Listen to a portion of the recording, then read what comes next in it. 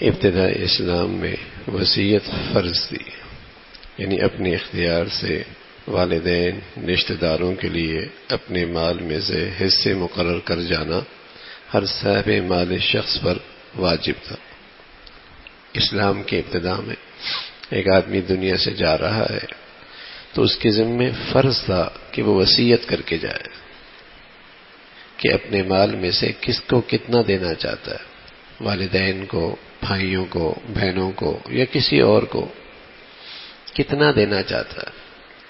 دنیا سے جا رہا ہے، مال اس کے پاس ہے، تو اس کے ذمے ضروری تھا کہ یہ وصیت کرے۔ یہ بات ابتدائی اسلام میں تھی، پھر یہ حکم منسوخ ہو گیا اور اللہ تعالی نے خود ہی حصے مقرر کر دیے کہ میت کے مرنے کے بعد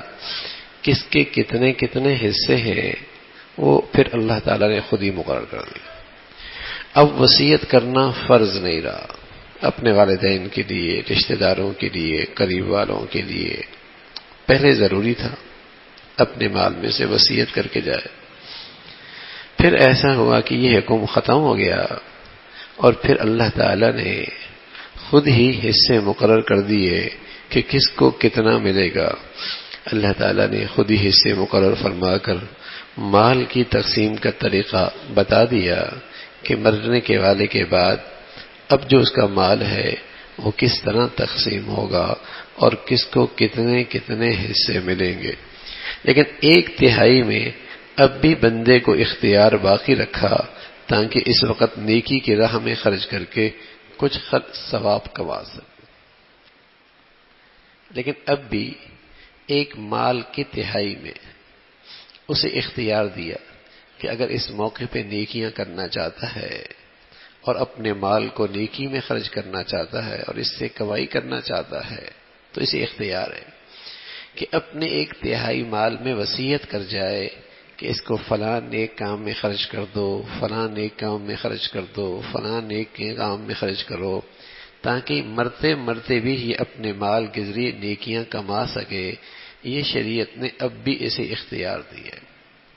ہاں، مرتے ہوئے یہ کہہ دے کہ میرا سارا مال میرے مرنے کے بعد اللہ کے راستے میں،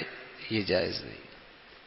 میرا آدھا مال اللہ کے راستے میں خرچ کر دینا اس وصیت کا اعتبار نہیں۔ ہاں، اپنے 1/3 مال میں یہ وصیت کر سکتا ہے کہ یہ مال فلاں نیکیوں میں خرچ کر دینا۔ تو ابتدائی اسلام میں تو وصیت کرنا فرض تھی، ضروری تھی کہ کس کو کتنا مال ملنا ہے۔ پھر اسلام میں دوسرا حکم آ گیا وراثت کا کہ اللہ تعالیٰ نے خود ہی طریقہ بتا دیا کہ تقسیم کیسا کرنا ہے اور کس کے کتنے کتنے حصے ہیں۔ لیکن اس انسان کو، مرنے والے کو، یہ اختیار دیا کہ تم اپنے 1/3 مال میں اب بھی نیکی کما سکتے ہو اور اجر و ثواب کر سکتے ہو اور اپنے آخرت کے لیے ایک بڑا، جیسے تمہاری نیت ہے ویسے کر سکتے ہو۔ تو فرمایا اللہ تعالیٰ نے جب وراثت کے حصے مقرر فرما دیے، لیکن 1/3 میں اب بھی ایک بندے کا اختیار باقی رکھا تاکہ اس وقت نیکی کی راہ میں خرچ کر کے کچھ سماج کما سکے، اور اپنے کسی غیر وارث کو، اب یہ وصیت جو ہوگی نا 1/3 مال میں، یہ وارث کے لیے نہیں کر سکتا، وارث کے لیے نہیں کر سکتا کہ یہ بھی میری بیٹی کو دے دینا، یا یہ کہ میرے فلاں بیٹے کو دے دینا، یا میری بیوی کو یہ دے دینا، یہ گھر میری بیوی کو دے دینا، نہ۔ یہ وصیت جو ہوگی یہ اللہ کے راستے میں ہوگی، یا کسی ایسے کو جس کو وراثت میں حصہ نہیں مل رہا، ان کے لیے یہ وصیت اپنے 1/3 مال میں کر سکتا ہے۔ باقی جو ورثاء ہیں ان کے لیے پھر وصیت نہیں کر سکتا، وہ تو اللہ رب العزت نے خود ہی حصے مقرر کر دیے، وہ تو ان حصوں کے مطابق ہی اسے ملے گا، خرچ کر کے سماج کما سکے۔ اپنی کسی بھی متعلق کو دینا چاہے تو اس کو 1/3 مال میں سے دے سکتا ہے۔ وصیت اس شخص کے لیے ہو سکتی ہے جو میت کا وارث نہ ہو، جو میت کا وارث نہ ہو اس کے لیے وصیت 1/3 مال میں ہو سکتی ہے۔ اگر وارث کے لیے وصیت ہوگی تو اس کا اعتبار نہیں ہوگا۔ اگر وارث کے لیے وصیت کرے گا، جو وارث بن رہا ہے اور جس کو وراثت میں ملنا ہی ہے، اس کے لیے اگر وصیت کر دی اس کا کوئی اعتبار نہیں اور اس پر عمل نہیں کیا جائے گا۔ البتہ اگر باقی وارث عاقل بالغ ہوں اور پھر اس کی اجازت دے دے اور اس کو منظور کر لے تو معتبر ہو جائے گی، یعنی کوئی ایسی وصیت کر لی جو شریعت کے مطابق نہیں ہے، یعنی آپ نے کسی ایسے آدمی کے لیے وصیت فرمائی جس کو وراثت میں حق مل رہا، لیکن پھر سارے وارث اس پہ راضی ہو گئے کہ اس کی اس وصیت پہ عمل کیا جائے، پھر جائز، ورنہ نہیں۔ کسی شخص کے بیٹے ہوں اور یتیم پوتے بھی ہوں جو امداد کے مستحق، مثال دے دی، بیٹے ہیں اور پوتے بھی ہیں،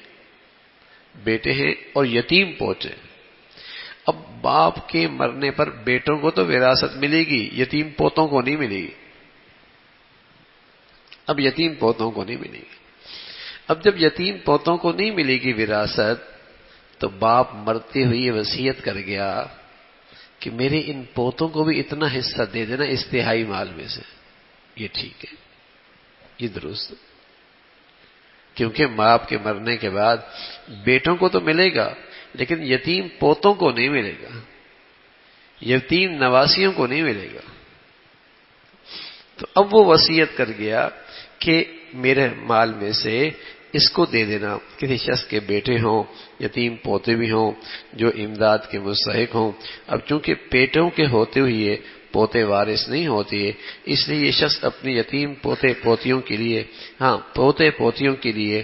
1/3 مال تک کی وصیت کر سکتا، 1/3 مال کی وصیت کر سکتا ہے کہ یہ ان کو اتنا مل جائے، تو یہ درست ہے۔ اس طرح شریعت نے وصیت کے معاملے میں یہ حکم باقی رکھا ہے۔ اللہ تعالیٰ عمل کی توفیق نصیب فرمائے۔ اللہم لک الحمد کلو ولک الشکر کلو، اللہم اعنا علی ذکرک و شکرک و حسن عبادتک، اللہم اعنا علی ذکرک و شکرک و حسن عبادتک۔